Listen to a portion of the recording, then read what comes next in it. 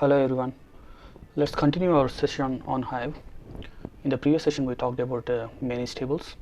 So in this one we'll talk about external tables.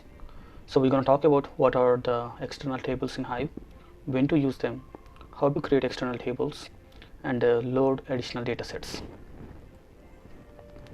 So in the managed tables we saw that when we load the data from our local file system or HDFS, first, when you create the table, the data will be moved to Hive warehouse location, and the table will access the data from the Hive warehouse directory. So when you drop the table and the data from the Hive warehouse location will be gone. So as here we are moving the data, actually we are not copying the data from the source location. So that is the reason the data totally disappears in the managed table. But in the external table, your table is built on top of the original data source. So when you drop the table, only the metadata will be dropped, but the data in the file system still exists. So when to use the external tables? We use external tables mainly when the same data set is being accessed by multiple applications. So let's say you have huge volume of data and you don't want to replicate the same data set for multiple applications. You want to use the same data set for the Databricks, for Azure Synapse, Pig, Hive, or any other application. So in that case, you'll have the same HDFS location which is being accessed by all these applications. So the data source could be HDFS, or it could be Amazon S3 bucket or Azure Blob Storage, or it could be any other data storage which is compatible with our applications. So let's say in this case, if you are creating an external table, and if you drop the external table, what will happen is only the metadata will be dropped. In this case, if you created external Hive table, if you drop that external table, the metadata will be dropped, but the data still exists in your source system. So that is the reason it's better to create an external table if you are using the same data sets for multiple applications. So let's see how we can create the external table. So for that, let's jump into the demo. Okay, so I'm logged into my VM. So let's connect to the sandbox. We will SSH into the sandbox, and we will connect on the port 2222. Alright, so we are logged into the machine. So what I want to do is I want to get some data sets and create the external table. So in my GitHub, I have some data sets which I want to import. I want to import these two data sets. So this is a CSV file with the headers. It's some information, some contact information. It has a contact ID, first name, last name, address, and all these attributes. So to import this data, copy the URL, go to your terminal and type wget and paste the URL.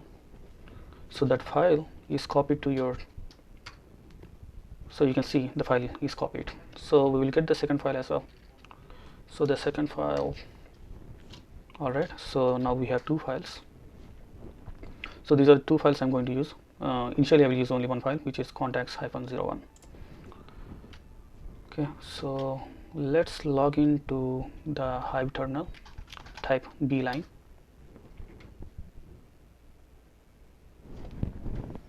and in the meantime go to your Ambari, go to your Hive service and get the URL for the JDBC drivers for the server. That is what you want to use to connect to the server. So now you are making a connection to the Hive server. Enter your username and password. So now you are logged into your Hive terminal. So just check what tables do you have there. So we have 3 tables, and I want to create an external Hive table. So again, I will go to my GitHub. I have a sample code here. Actually, I will paste these URLs in the description below so that you can use the same code. So this is the code I have. I will just copy and paste the same one. Actually, before executing this one, I want to move my file to this location. So I have to exit out of the Hive terminal. So we have this file contacts-01txt. So that is what I want to move to the HDFS location. The location that you see here is the local file system, and you want to move this file to HDFS location. So for that, the command is hdfs dfs. Let's check the folder first. User James. So under this folder, I will create another folder called contacts. That folder called contacts doesn't exist, so we're gonna create that folder with this command, make directory. So this command will create that folder. Okay, let's check the directory again.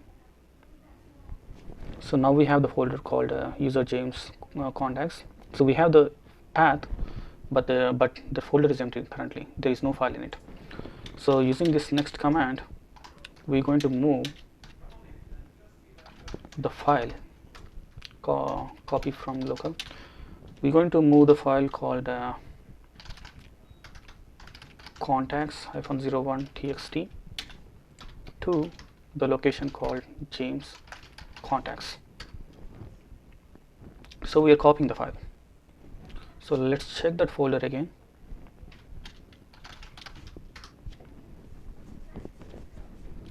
So now we have this file within this location. So that is what we're going to use within our query. So this is the syntax for creating the external table.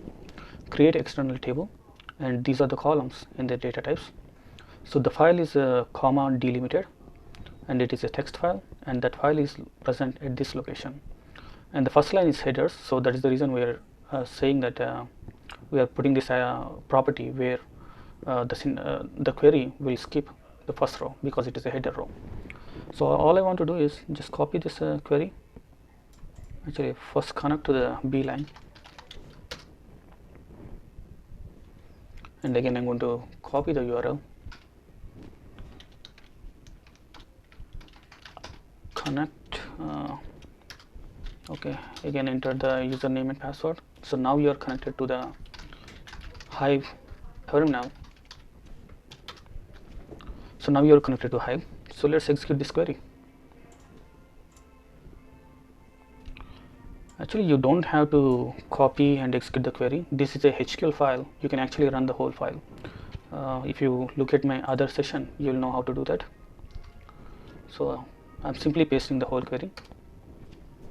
So now the table should be present in our database.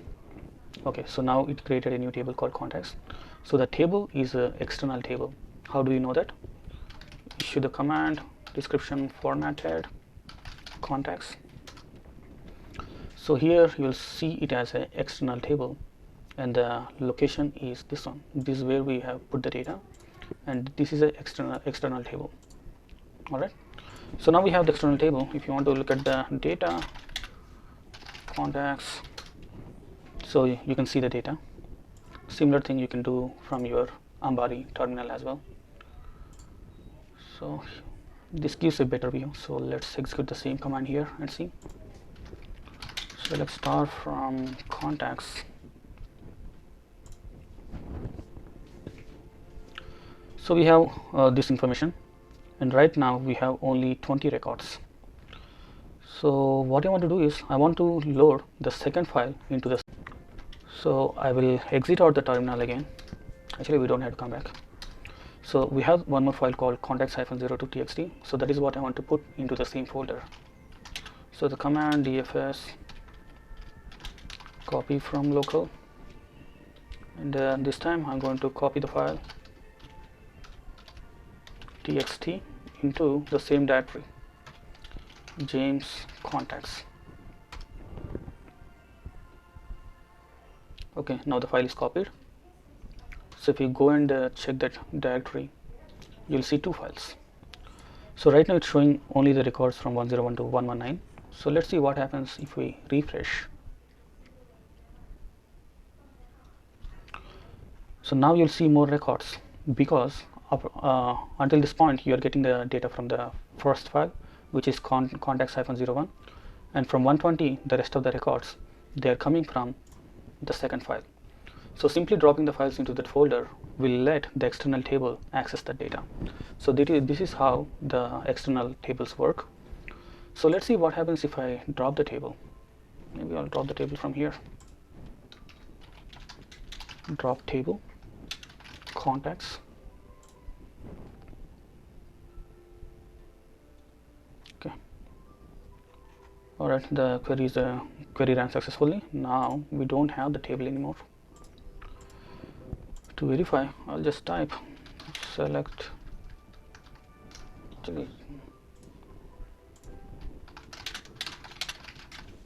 This time we should throw the error because the table doesn't exist. It failed because the table doesn't exist. So the table got dropped, but let's verify whether the files got dropped from this location or not. So yeah, as you can see, the files still exist within that folder. So dropping the table doesn't drop the files. So that is how the external tables work. And if you are connecting the same data if you're connecting to the same data using other applications, they will work fine as is because the data still exists in that location. So that's how external tables work, and that's it for this session. We will discuss another topic in the next one. Thank you.